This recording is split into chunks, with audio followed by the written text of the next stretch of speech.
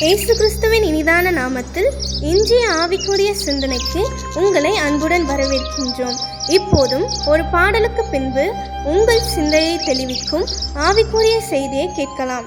கண்ணார கழித்தாயே நன்மை காட்சியை கண்டு ருசித்து முசித்து கண்ணார கழித்தாயே எண்ணிக் கடங்காத எத்தனையோ நன்மை இன்னும் முன்னே போல மாறி பொற்பெய்துமே எண்ணிக் கடங்காத எத்தனையோ நன்மை இன்னும் முன்னே போல மாறி பொற்பெய்துமே தந்தானை துதிப்போமே திரு சபையோரே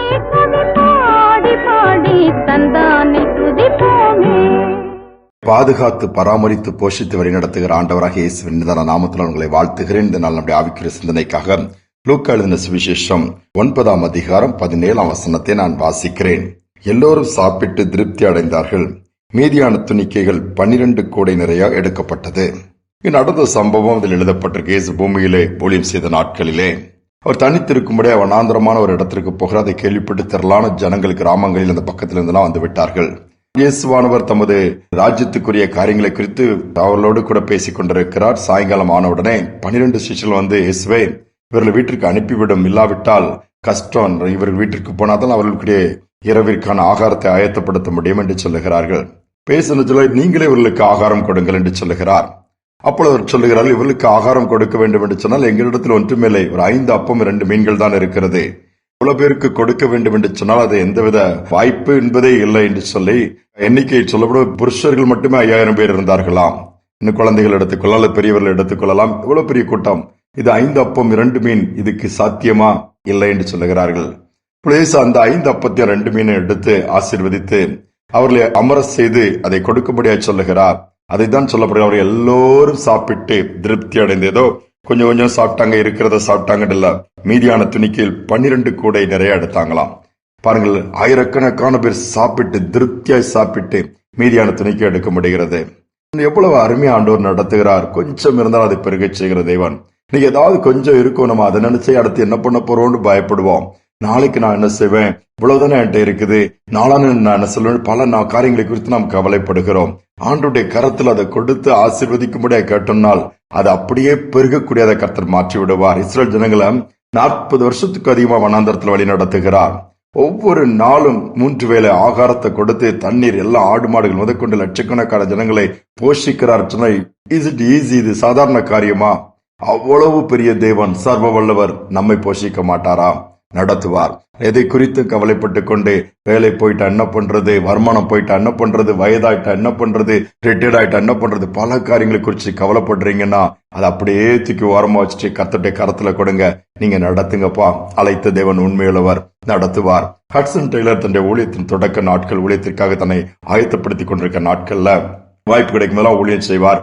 மற்ற நேரம் ஒரு ஹாஸ்பிட்டல், ஒரு டாக்டர் கீழே அங்க வேலை செஞ்ச மெடிக்கல் ஷாப்ல எல்லாத்தையும் பார்த்து கொண்டிருப்பார். இப்படி இந்த நாட்கள்ல ஒரு நாள் ஞாயிற்றுக்கிழமை ஊழியத்தை முடிச்சுட்டு வராரு.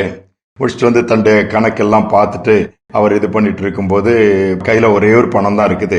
இதை வச்சு அடுத்த நாள் ஓட்டணும். மீது எல்லா பணமும் அவட்ட வருமானம் எதுவுமே இல்ல, வர வேண்டிய வருமானமும் நின்று போய் நிக்குது.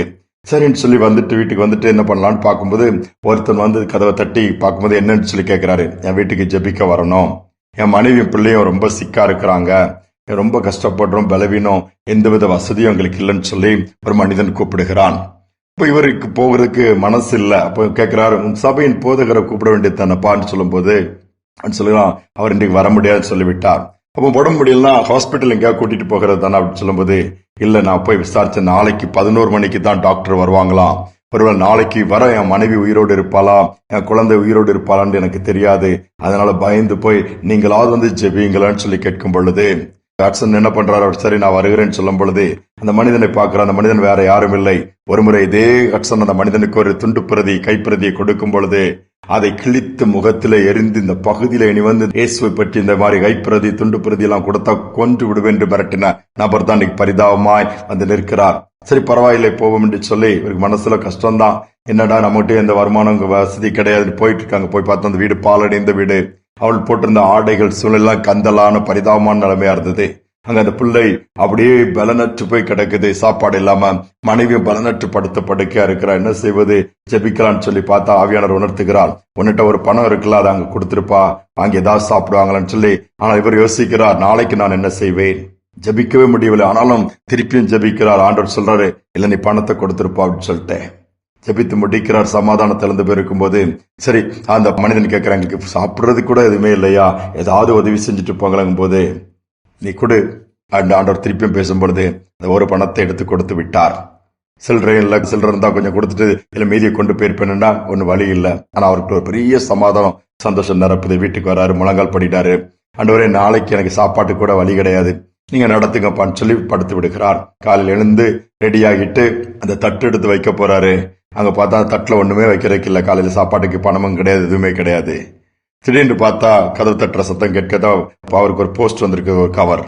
திங்கட்கிழமை எதுவுமே எனக்கு வராத, ஏதாவது வந்தா சனிக்கிழமை வர, மற்ற நாட்கள் தான் வரும், இன்னைக்கு வர வாய்ப்பு இல்லைன்னு சொல்லிட்டு அந்த கவரை பிரித்து பார்த்தால் அதில் பணம் இருக்கிறது. இவர் கொடுத்த ஒரு பணம் எவ்வளவு? அதுக்கு 400 மடங்கு அதிகமான பணம் அதற்குள் இருந்ததா. அப்படி ஆச்சரியப்பட்டு போய் விட்டாராம். அவர் சொல்லுகிறார், ஒருவேளை பேங்க்ல போட்டா கூட இத்தனை மடங்கு பணமா எனக்கு மாறி கிடைக்காது. நான் ஆண்டவர் சொன்ன ஒரு நபருக்கு நான் இருக்கிறத கொடுத்தேன், அவர் அத்தனை 100 மடங்கு எனக்கு மாற்றி கொடுத்தார் என்று சொல்லுகிறார். அவர் அதை வைத்து பாருங்களாம், ஒரு பணம் கொடுத்தார், 400 மடங்கு தாண்டி கர்த்தர் திருப்பி கொடுத்தார். ஆண்டவர் யாரையும் வெறுமையா விடுவதில்லை, யாரும் பட்டினியா போட ஆண்டவர் ஒருபோதும் அனுமதிக்க மாட்டார். அவரை நம்பி இருக்கிற பிள்ளைகள், அவரை நோக்கி பார்க்கிற பிள்ளைகள் வெட்கப்பட்டு போவதில்லை. தேவைகளை சந்தித்து திருப்தியாக்கி நடத்தி செல்வார். சோர்ந்து போக வேண்டாம். வண்ணாந்தரத்திலே சில ஜனங்களை வழி நடத்தின தேவன், 5 அப்பம் 2 மீன்கள் கொண்டு 5000 பேருக்கு அதிகமானவரை போஷித்து மீதியான துணிக்கு எடுத்த தேவன் நம்முடைய வாழ்க்கையில் செய்வார். ஜெபிப்போம். அன்பின் தகப்பனே, இந்த நாட்களிலும் கூட நம்முடைய சமூகத்துல தாழ்த்தி வந்து நிற்கிறோம் அப்பா. பலவீனத்தோடு, ஒருவேளை வசதி இல்லாமல், வாய்ப்புகள் இல்லாமல், நாளை தினத்திற்கு கூட என்ன செய்வது அந்த கஷ்டப்படுகிற பிள்ளைகள் இந்த நாளிலே ஒருவேளை இந்த செய்தியை கேட்க நேரிடுவனால் நீங்க தைரியப்படுத்துங்கப்பா. ஒரு வழியை உண்டாக்குங்க, ஒரு வாசலை திறங்கப்பா. ஒரு வார்த்தை சொன்னால் போதும் அப்பா, நன்மைகள் உண்டாயிரும் அப்பா. அப்படிப்பட்ட சர்வ வல்லமுள்ள தேவன் நீர் சொல்ல ஆகும் கட்டளையோட நிற்கும் என்றுதானே என்னுடைய வார்த்தை சொல்கிறது. தேவைகள் சந்திக்கப்பட்டு, வாஞ்சைகள் அருளி செய்யப்பட்டு, திருப்தியாக்கி பிள்ளைகளை நடத்துங்கப்பா.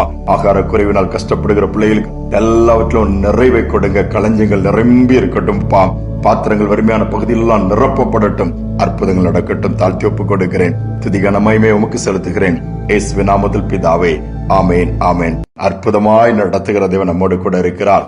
ஆகாரத்தை குறித்தோ, உடையை குறித்தோ, அல்லது எதை குறித்தோ நீங்கள் கவலைப்பட வேண்டாம் என்றுதான் இயேசு சொல்லி இருக்கிறார். நாளை தினம் கர்த்தர் கரத்தில் இருக்கிறது, பார்த்துக் கொள்வார். இன்றைக்குரிய காரியத்தை கர்த்தரிடம் கேளுங்கள், நிச்சயமாகவே கொடுக்கப்படும். இந்த சிந்தனையோடு நாளை தொடருவோம். மீண்டுமாய் நாளை தினம் சந்திப்போம்.